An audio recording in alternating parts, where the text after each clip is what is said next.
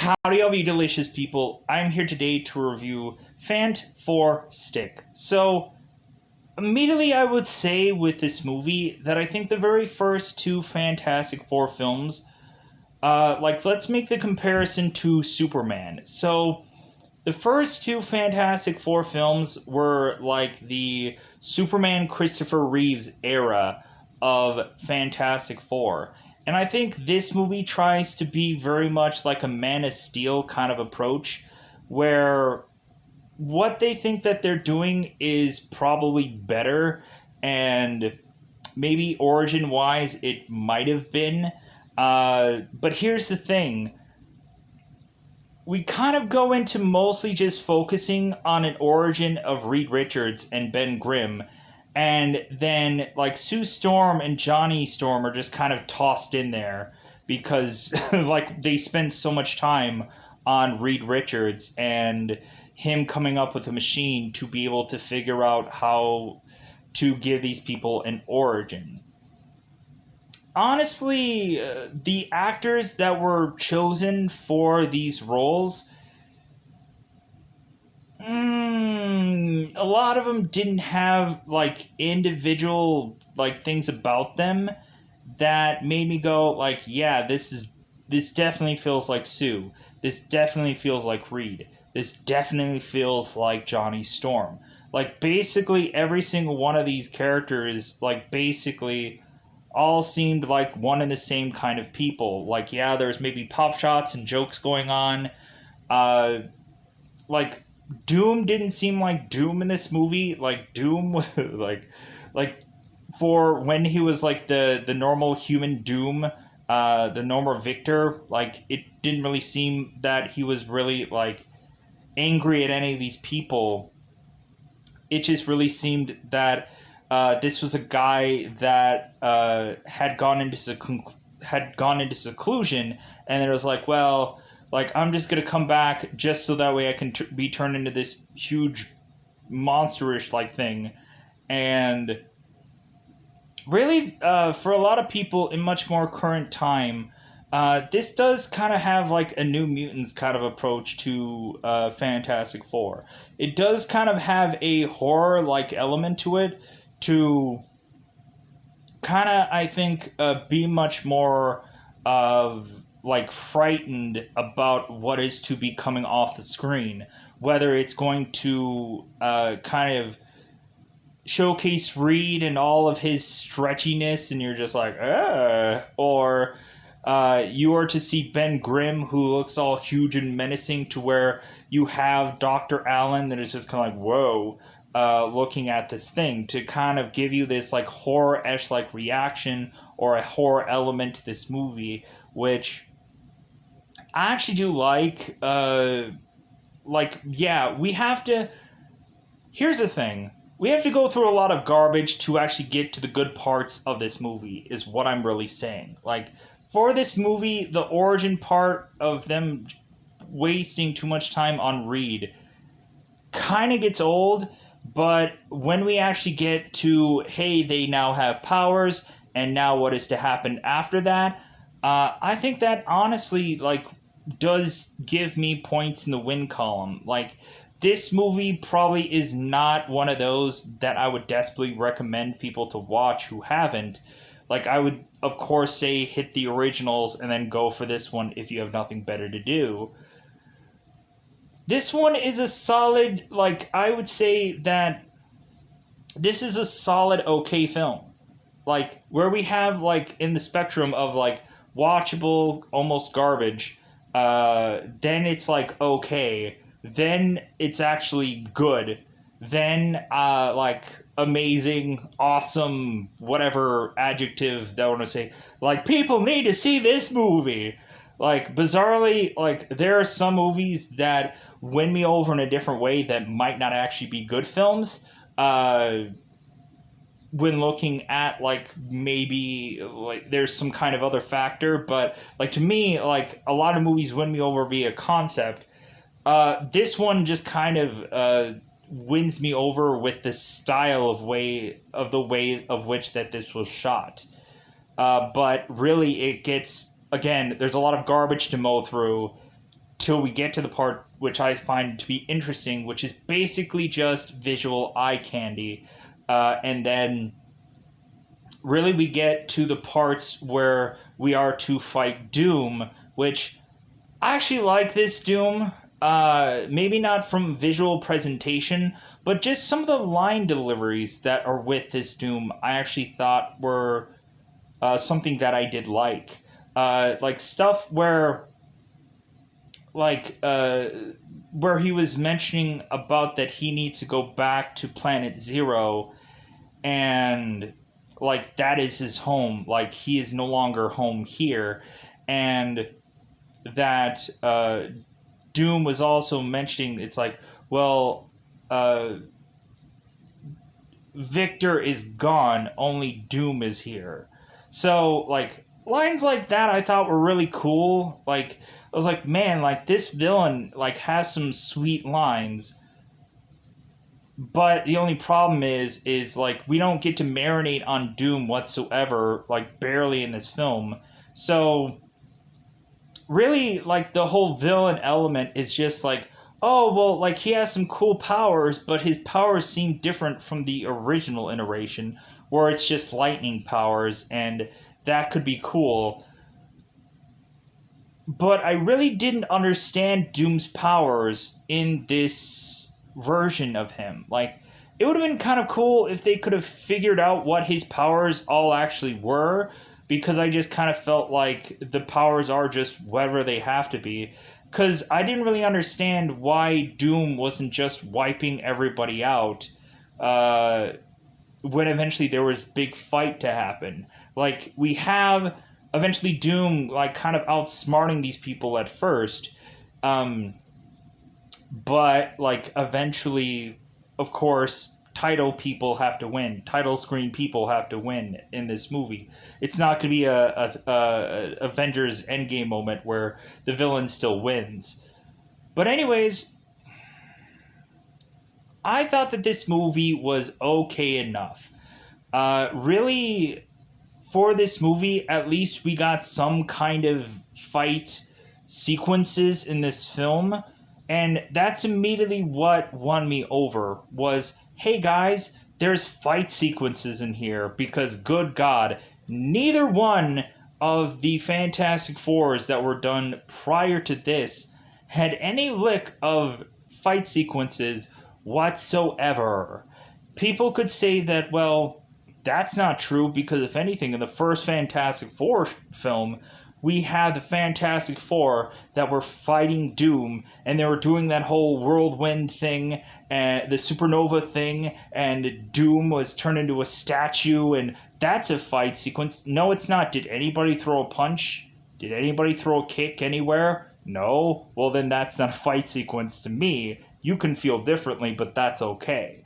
Because people have different kind of comparisons of what fight scenes are, and more than likely, a lot of people might have definitions and whatever of what a fight sequence actually is, and so they'll say like, "Oh no, like that was a fight sequence because technically it's one person going against another in some kind of way of attacking or whatever, which could be just throwing fireballs and whatever." Here's the thing with this movie that just happens way too often with Fantastic Four films. They focus way too often on, hey guys, we have to show Fantastic Four powers too much in a film. And then, like, it gets so bad that, like, we don't even understand what the villain can do. Like, we have no prerequisite of what the villain can do because he doesn't have enough time in this movie to showcase really much of anything for people to just, like, even explain what his powers are. Like, oh, yeah, I'm seeing him on the screen now. He does this kind of power. He has this, and that's all his kind of powers. Or maybe because of them, like, searching and understanding his body chemistry, they could say, well, his powers would be this then. Like, a lot of it is just kind of left undefined or mysterious. But here's the thing that I honestly don't like about this film. I don't like that they kind of take a lot of time with them practicing their film or practicing their powers. I mean, where we have Johnny Storm, who is to be doing this like practice thing with these dummies, like tossing fireballs into certain dummies. I'm like, they've we've seen Fireball Johnny Storm. We don't need like get us into some action sequence. It seems like this guy was going to be put out to do some kind of mission. Have him do that, and then have him come back, and so like have him realize that like, well, like, yeah, they tailor-made Johnny for that specific mission, but like if anything there was still some problems that arise when they just take a person like Johnny and just send him out individually. And that's why they could have desperately realized that they needed all four of these people together to get through any mission, which I think would have been a lot better, of why they had to desperately come back for Reed. Like, they only really go back for Reed because, like, they're like, well, we don't have all the kinks and all the answers for putting together this new machine. So, like, that's why we have to go after Reed. Because Reed eventually escapes from this facility and goes off to try and eventually come up with answers on his own, but they decide like, dude, you really need to come back with us, kind of thing. But anyways, so for people that have, like, I kind of teed it up for people because more than likely it's either you've seen this movie or you haven't. If you've not seen this movie, I think it's just an okay film.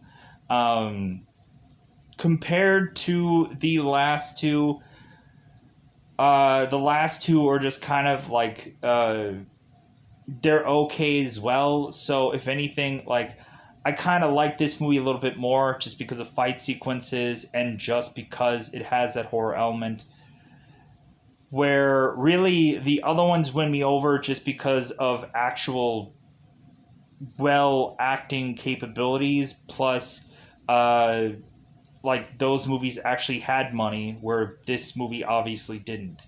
So, with that said, let's go into that double five time territory and talk about this film. So let's get into spoiler time. Spoiler time. It's about the time we to spoil this movie. So, in the very beginning of this film, we are to have a teacher that is to start asking people, like, hey, if there was a realistic job out there, what would you like to do? And so Reed Richards is to go up and is to mention that that he is going to be a person that is to build a teleporter. And his teacher is like, I'm sorry, but that's not a real job. Like, if anything, like, what are you going to tell us next about your flying car? And Reed is like, well, no, I've already scrapped that idea, but like now I'm working on a teleporter that's going to quite possibly take us to maybe other worlds or just teleport us from short distances or whatever. So we have also Ben, who is actually in this class with Reed as well, and we have this teacher that is just like, cram it, kid. Like, you're not actually doing what the assignment actually requires, so go ahead and just sit down. So Reed is to go and sit down, and Ben is to go over and look at Reed's scribblings to, like, see that he's really thinking this through, and that he's, like, scribbling all kinds of scientific, like, stuff, and Ben is a little, like, impressed by this, to the point of like Ben thinking like, dude, I want to be best friends with this guy, because if anything, maybe I can just like copy over his like work and help me out with classes or whatever. So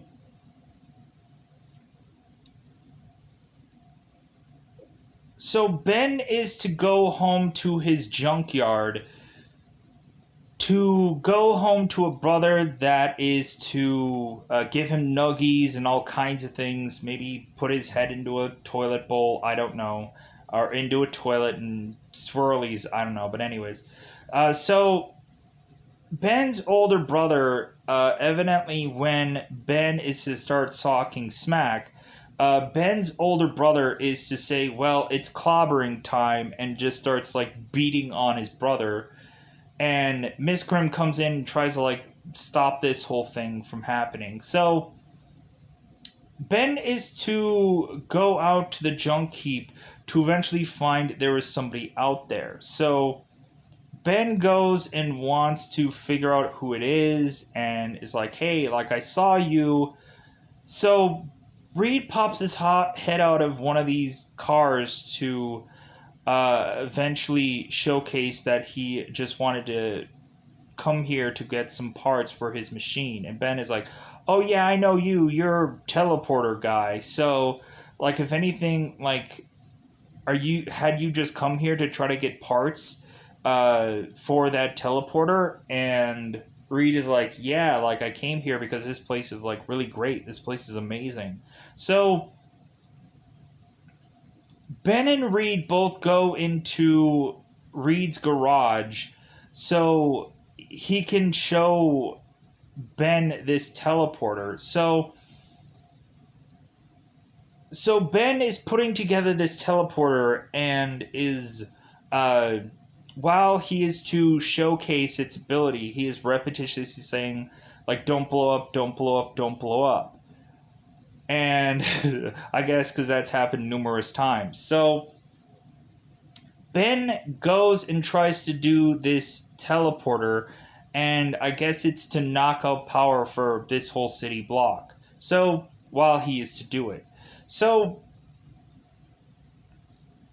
push on to years later where they have been able to perfect this whole teleporter thing, and they have done it as a science fair experiment. So, there's a teacher that is to come in and knows full well about Reed, and they're like, "Oh my god, like should I call the fire department now, Reed?" And and Reed is like, "Yeah, yeah, yeah, like come on, like let me just show this to you." Cuz Ben is showcasing this teleporter to the science fair, and so Reed is asking Ben if he brought the car, and Ben didn't bring the car. So Reed goes and takes a model plane from some kid and puts the model plane into the teleporter. So Reed has the model plane disappear, and we have the science fair judges saying, like, "Dude, you are not going to do well at this science fair. If anything, I'm sorry, but you need to actually give us some kind of science, not some magic trick. So, F for you, son. F for you. F you." Yeah. But, coincidentally, at this science fair, we are to also have Dr. Franklin Storm and Sue Storm, who are to come in and say, "You know what?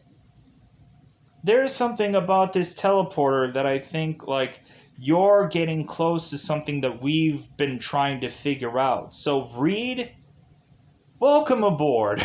Like, "You're going to help us try to go into the Baxter building to perfect this whole teleporter thing, because it seems like you've got it down." They're just going to try to build it on a much more bigger scale, so that way they can eventually send a person out there, or in the rough draft, send a chimpanzee out to a teleportation thing, and probably with a camera with him, so that way they can document where this spot actually is, or what they are actually to see. So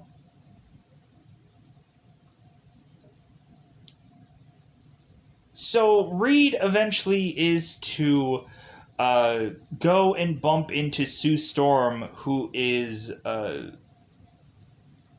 reading something in this library of theirs. So Reed is to mention that, like, "Oh, I'm sure you've probably read any number of things, haven't you?" So Reed does mention that I believe his favorite book is Captain Nemo, and Sue is like, "Oh yeah, I've read that book. I've read any number of books, and like, yeah, that's great." So, so we push on to have Reed kind of perfect this whole thing and like figure out how to do this whole teleporting thing. Franklin Storm goes and retrieves Victor Von Doom, who is just kind of just withering away and like turning into this like really long-haired, grizzly-looking man that I guess is to be doing something with his life because I guess he could just consistently keep working, but I guess individually by himself. So Franklin has Victor Von Doom come back and work with them because Reed is much more closer to where they were before, and so, but Franklin still wants Victor to try and put any little like 2 cents he can to like figure anything out of any problems because it seems like this was a guy that just got put off to the side because if anything, like they just got stymied or got stuck somewhere, and so Victor just kind of went away to eventually just kind of wither away because nobody was asking for Victor Von Doom up until this point. So Victor comes back much more clean shaven, and so we now have to tie in Johnny into this fray. So we find out that Johnny is to be a street racer. So Johnny is to eventually street race with some guy, and so Johnny is to do this street race, but I guess he realizes that his car is having a little bit of problems getting going. And so eventually Johnny is to do this street race to eventually end up in a police station. And so Franklin Storm is like, why are you hustling for like street races? It's like, if anything, like, didn't I give you more than enough money to be able to do anything that you wanted? And Johnny is like, well, it's not just like, it's basically like this kid wants to have like this adrenaline rush, and this kid wants to be able to do like something fun, and like street racing just became that. So Johnny had gotten to break his arm while doing this street race. So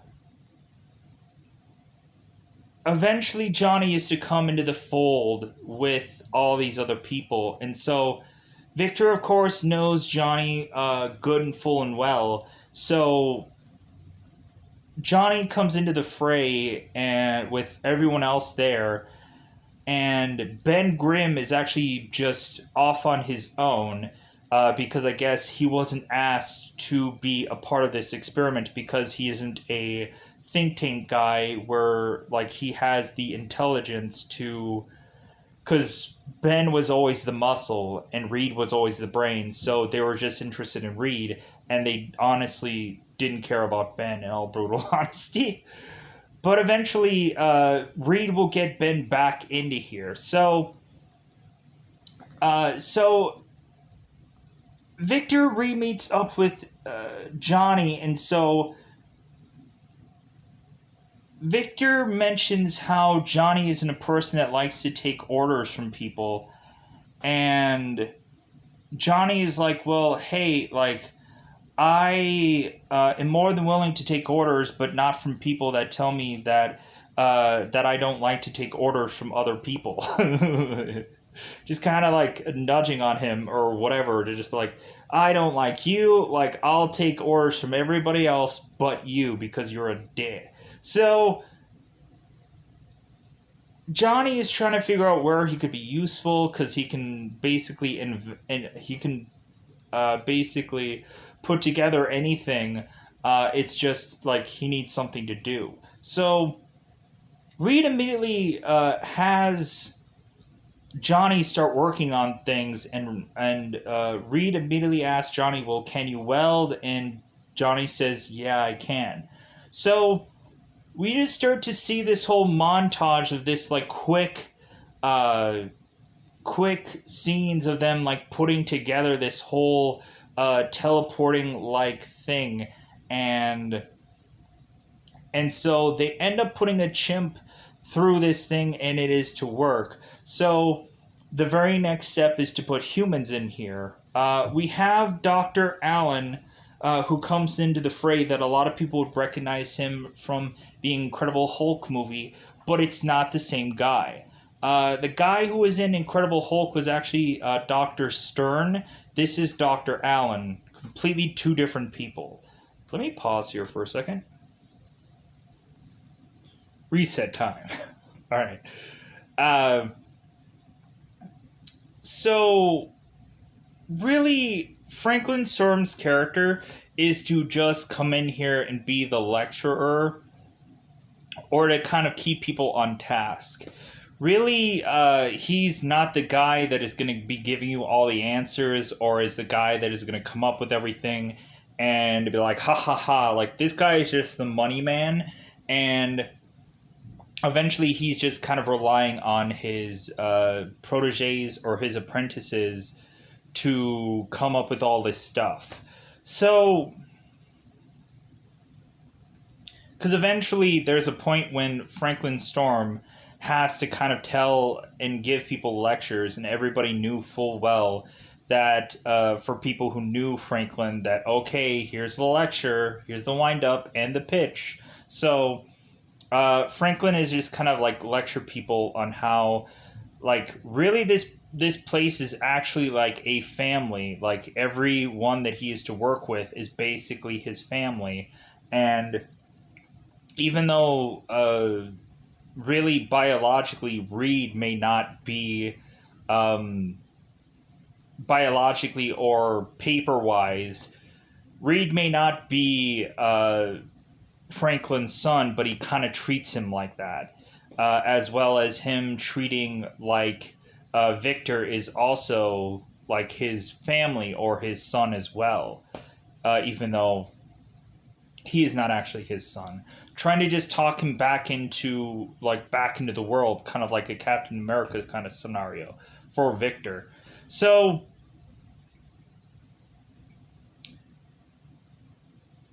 we have them send a chimpanzee out to a place that they are calling Planet Zero, and it seems like the test had gone well. They can send it out and retrieve it back. And so now Dr. Allen is deciding, well, we're going to now have to reach out to NASA to send people out, like astronauts, and we're going to have to send them out and actually send qualified people. And really, Reed, Johnny, and Sue and Victor are like, well, aren't we the qualified people? Aren't we the people that have been working on this experiment, and why can't we actually see this through? Well, here's the thing. None of these people have had, like, out in field, like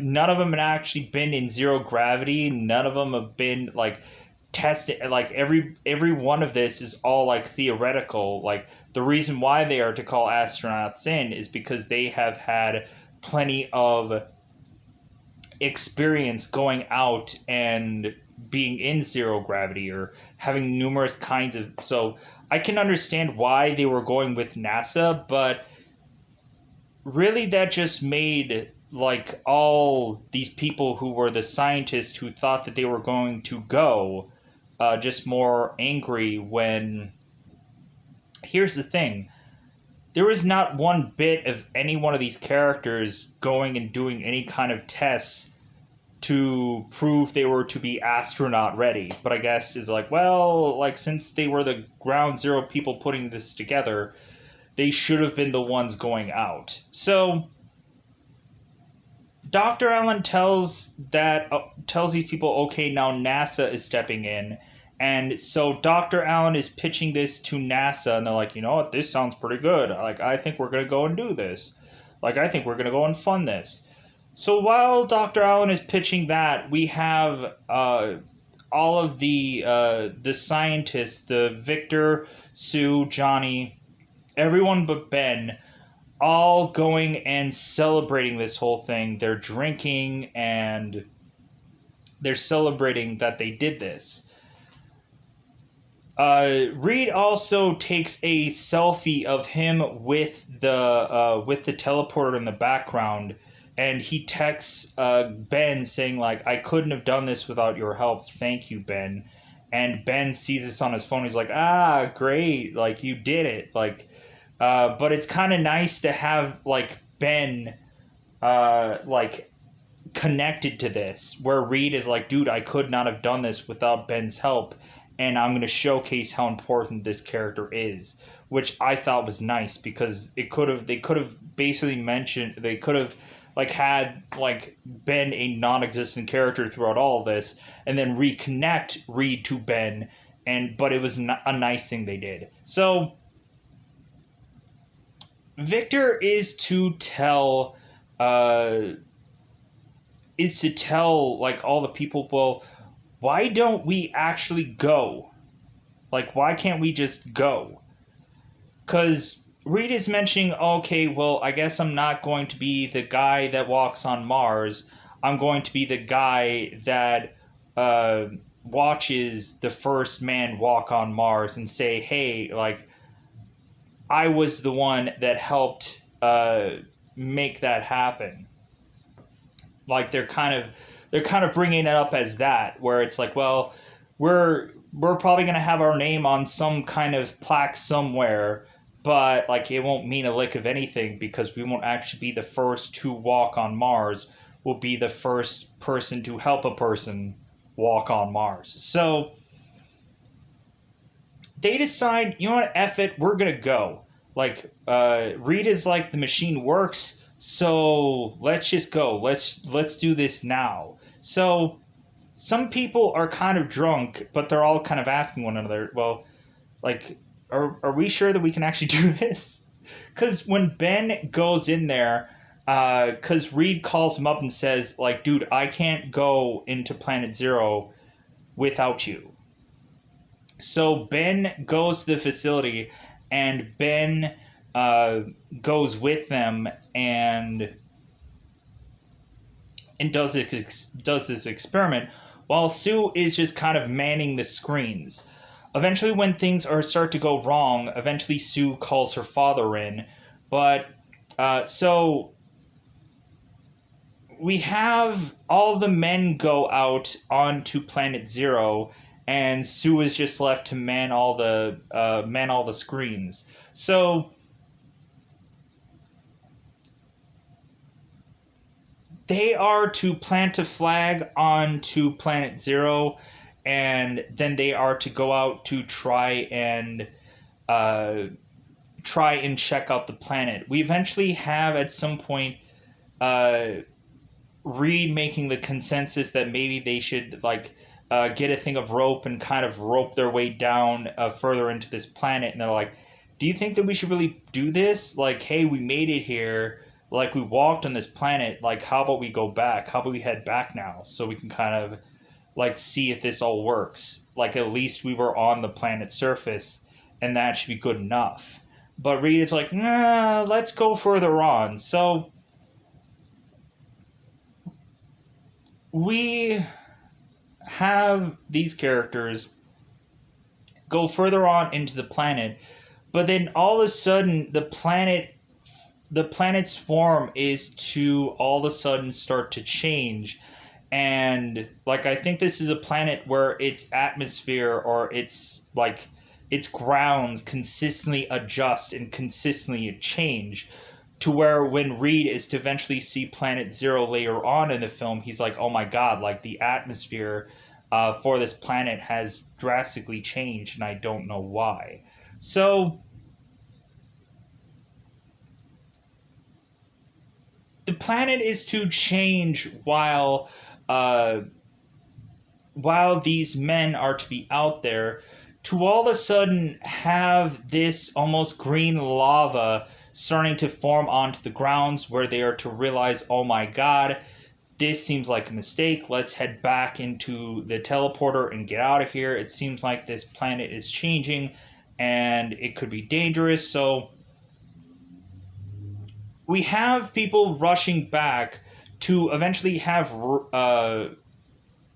Victor fall into this green lava-ish like thing and get sucked into it, where they try to grab onto him, but eventually they lose him, and so they're like, dude, we gotta just get out of here. So they all get back into their teleporter pods to have all these rocks when Ben is trying to close his door. All these rocks start to get shoved into Ben's pod as he is to make his way back to closing this thing and to make it back. Fire starts to crash into Johnny's pod and kind of just burst him into flames.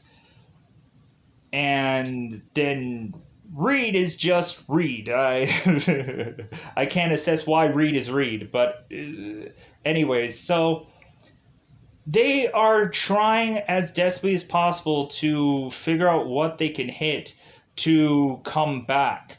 Like, they're trying to figure it out, but it seems that nothing is quite working. Sue doesn't really have an eye in the sky of what is really going on, and so when they do get the cameras back, Sue is like, oh, okay, so it's time to bring them back. So they are being brought back, and so with the hit of the way that these characters are to be brought back, there seems to also have been some kind of cosmic ray that hit when these people were brought back, I guess, from this overexposure of this atmosphere. Had this cosmic ray that was to hit Sue to make her, I guess, have her powers become what she was.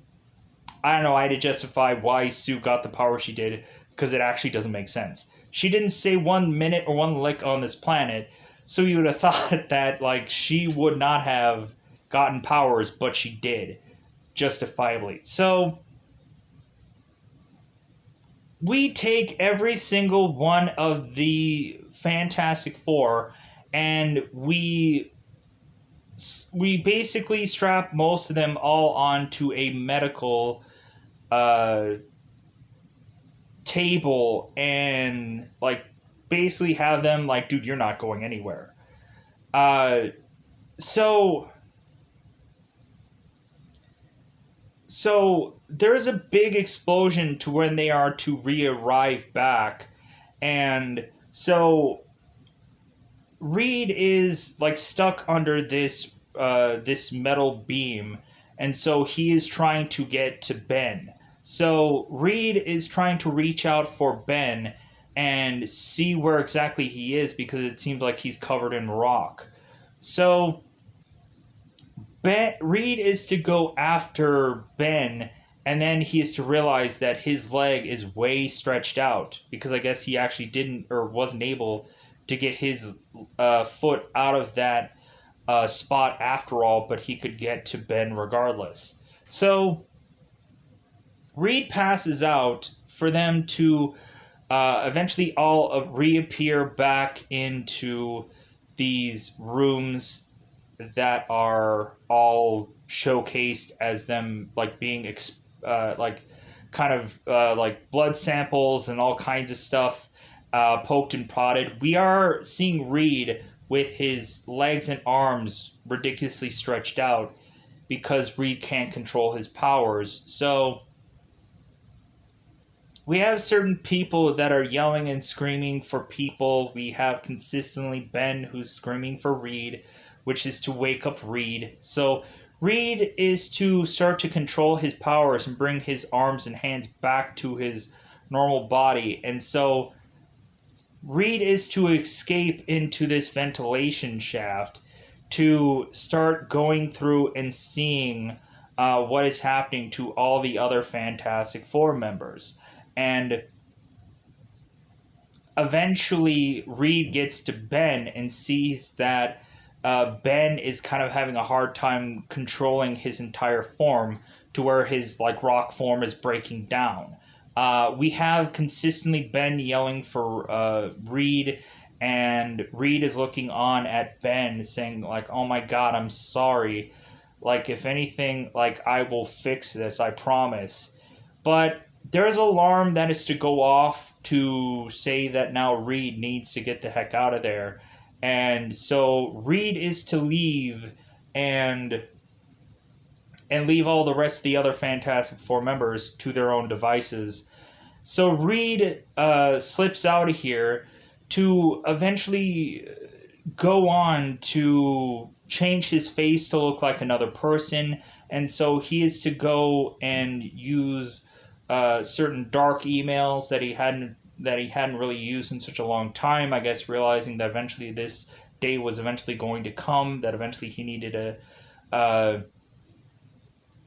he like needed to be somehow off the grid, but uh, the people working behind this realize that uh, that Reed has consistently tried to be updated about Ben's condition and what is going on with Ben consistently, and like to see what Ben has as far as information. So Reed is consistently buying like random parts here and there that they don't understand what exactly he is up to. I'm assuming he's probably buying certain parts to eventually put his own teleporter together. But so so we have Dr. Allen that is to be like the real true uh, kind of telling people what all that they're doing, because I guess the military and NASA have stepped in. So Franklin was still the money man, but he's kind of like still like he's still there, but he's like the guy that put this whole thing together really. And but Dr. Allen is really stepping in to just like, dude, like I have funding now from the military and so they want me to be like the guy that tells everybody what to actually do. So so Alan is Dr. Allen is to check on Ben and basically try to manipulate Ben to say like, "Hey man, like as soon as we're able to like figure out your like what all you can do here, like we're gonna put you to work." And Ben is like, "Well, yeah, I guess like put me to work, like have me do whatever I need to do." They've already shown both Sue, who is trying to figure out her powers. She's to put a shield around her and to hold her breath while doing it. Um, Johnny is to do some scenarios where he is to toss flame balls at targets that seem to be the enemy to showcase his power. We have Johnny also, while certain people that are to fund this experiment, we have Johnny going after this plane and knocking it out of the air to kind of show like how much that these characters can do. Blah blah blah blah blah blah. So eventually, their next mission is to get to Reed because Reed could give them answers that they don't remember what all they are. So Dr. Allen is to eventually find where Reed could quite possibly be located. So Dr. Allen tells Ben, "Hey, like I'm going to send you on a mission and you're going to love this." So Reed is to eventually get spotted, and he's spotted with his Fantastic Four outfit on. So Reed is to be spotted by this military, and Reed starts like punching and beating them down. And then all of a sudden, Ben is to fall out of the sky. And so Reed and Ben are to have this dialogue between one another. And basically, like, Ben is telling Reed that he's basically coming with him so that way they can figure this whole thing out. And basically, Ben just headbutts Reed in the head to knock him out. Uh, so, like, that part was kind of cool. To just kind of have Reed, when Ben falls onto the ground, he's like, whoa, like, I wasn't ready for this. And then eventually Ben just headbutts Reed in the head after their short conversation. And so Reed and Ben are in this helicopter to be sent to the Baxter building. So, or what is this new Baxter building Ash like place? So, uh, so Reed is just trying to make amends with Ben, just kind of mentioning that, hey, like, I did promise that I would help you. And Ben is like, dude, there is no help for this. Like, there is no answers for this. And Reed is like, well, yeah, but like, you are my friend. And Ben is like, look what you've done to me. Like, really look. Like, I am not your friend anymore. Whatever that was, like, is gone. Like, I'm not your friend anymore. So, and plus Ben is like, dude, I stopped listening to your bullcrap like a long time ago, and like cuz Ben like didn't get like anything out of this whole science fair thing. Reed got everything. Ben got nothing. Ben got stuck where he was before, and he just had to figure out what to do to try to keep going on. Where Ben mentions that, or when Reed mentions that, hey, I guess I won't be the guy that goes on to Planet Zero. I guess I will just be the guy that helped uh, get other people to Planet Zero. Ben was kind of like that and felt like that for much longer than Reed did. So, uh, so really, that's how Ben has really been for a long time, and now that Ben is just kind of like, dude, I'm stuck like this forever, and like, yeah, I'm just gonna like say that like this is what I do now, this is me, and like there's no going back from that. So like there's also this kind of like self-loathing of Ben that I actually do like, where it's just like it just kind of feels just kind of sad, and you really feel for him, and you're like, man, that just sucks that you like ended up having to like uh turn into this kind of like monster thing that people are just kind of like, when you arrive they're like, whoa, kind of thing, when you peer into places. So so Reed is to come back into the fold, and so we have Reed who is to see this new teleporter that they had put together, and Reed is like, you made it look ugly.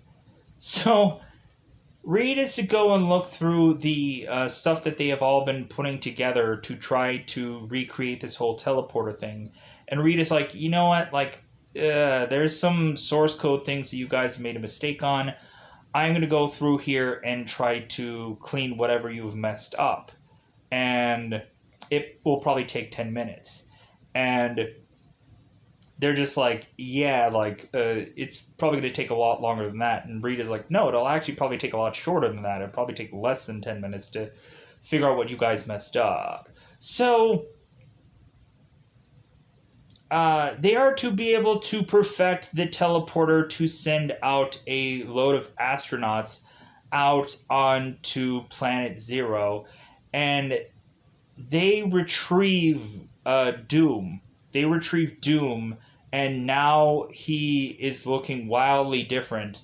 And it seems like his suit had formed onto his body. That's to showcase that why he looks the way he does, because I guess his suit just formed to his body because I guess like this planet just like adapts to survive consistently, kind of thing. So Doom's body had to adapt to survive in this environment and turned into this thing. So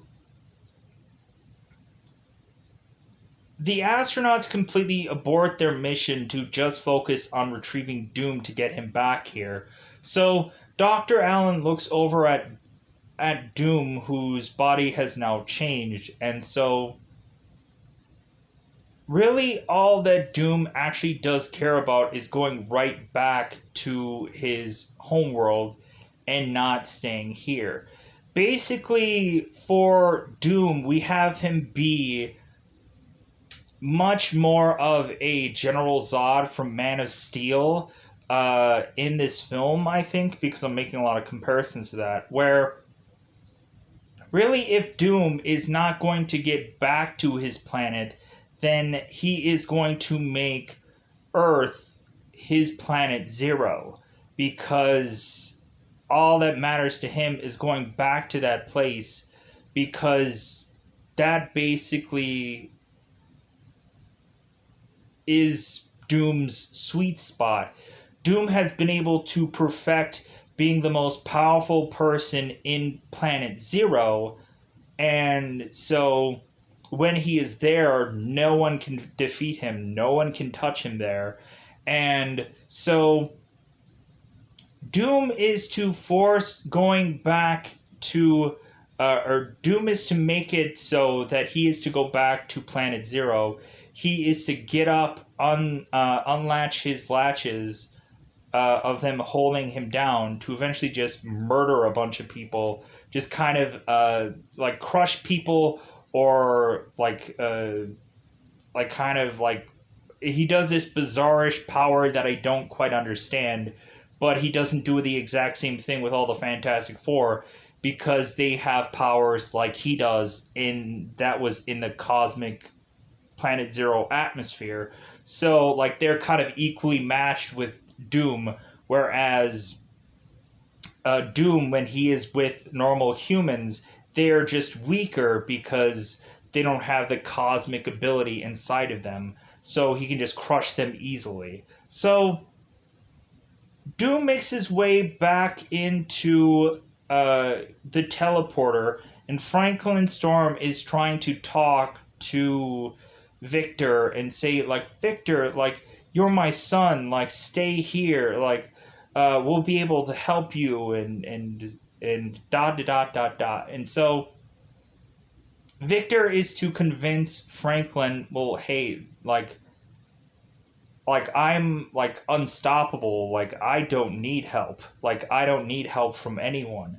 Like to where reasonably everything that Victor is to hear from Franklin, he's throwing back in his face. And then right after that, Doom is to basically kill Franklin off and then go back into Planet Zero. And so Doom is trying to turn, because teleporting, Doom is to turn both this Planet Zero and Earth into the same thing.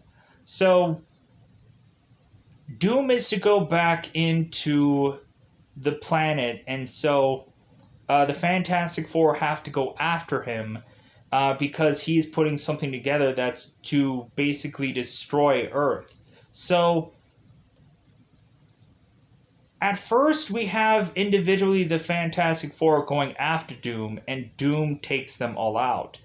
Either has like when Ben is to try to go after Doom because it's what he does, Doom surrounds Ben in rock and consistently is to squeeze him into a position where Ben can't move.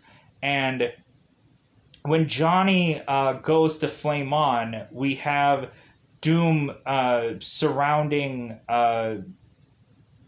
Johnny with all kinds of small little rocks to snuff out Johnny's flame so he falls over. And when Sue is to appear and try to take out Doom, every single one of her attacks feels very familiar to the other first Fantastic Four movie, where her attacks are just kind of like a little spat here, a little spat there, but eventually Doom eventually sees how he can figure out where Sue is and eventually takes her down by simply kind of like figuring out how to find where she is even when she's invisible.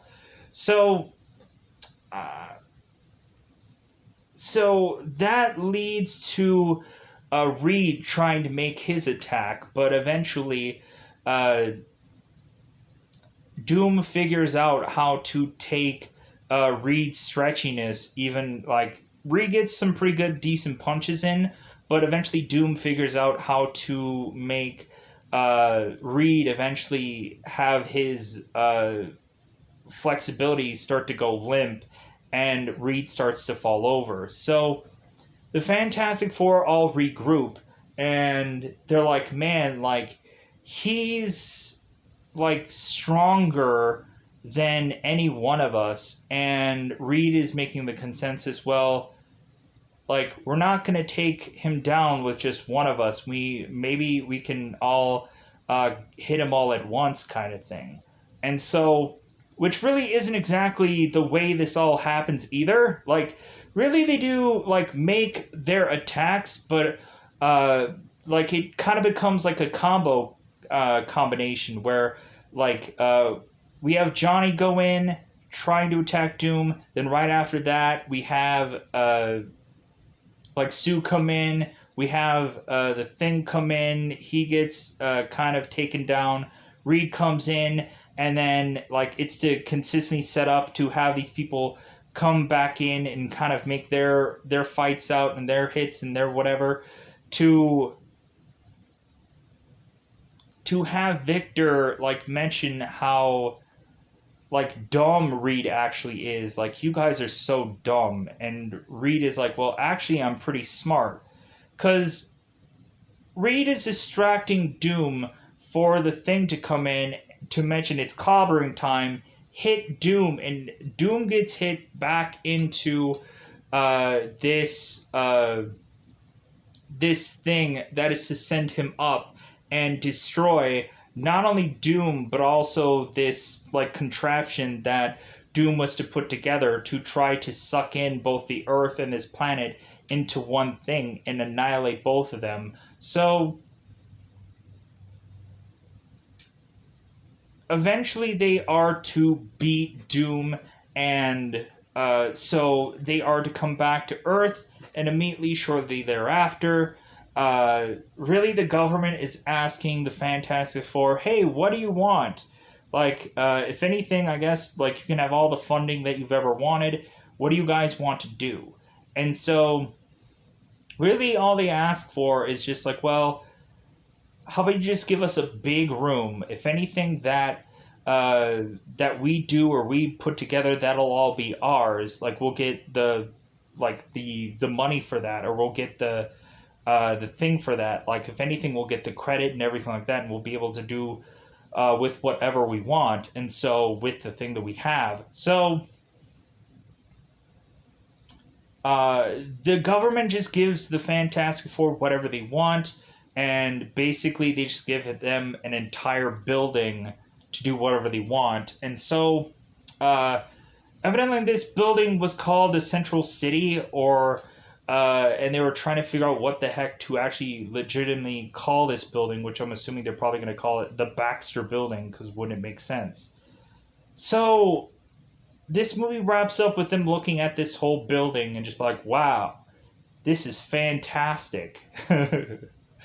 That's what Ben says. And so really Reed is like, you know what? We have to come up with a name for this group because we are a team.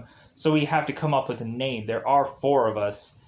And so they're like, Johnny mentions is like, well, how about the Human Torch and the Torchettes? And they're like, no. And Ben is like, well, how about the big brain and its neurons? And they're like, no, that sounds dumb.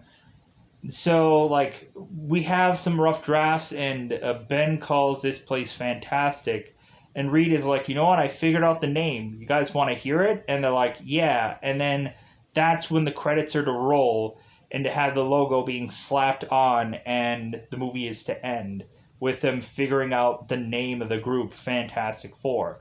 I guess make a joke that maybe they're not going to make another one of these movies, but I don't know. I'm assessing that they probably assumed, well, if we can make enough money via all these commercials that they did during the time that this movie came out, maybe they thought they could make enough money by just doing a lot of commercials, which they desperately try to do. I don't know how many numerous commercials that they tried to do something with the Fantastic Four, and I guess either tried to make money for the movie or tried to make money like to make a sequel out of this, because maybe they thought that they weren't going to make enough money. But man, did they try to do a bunch of merchandising and stuff for this film that I think went bubkiss nowhere. So with that said, I'm going to get out of here. Goodbye, everybody. Bye, everybody.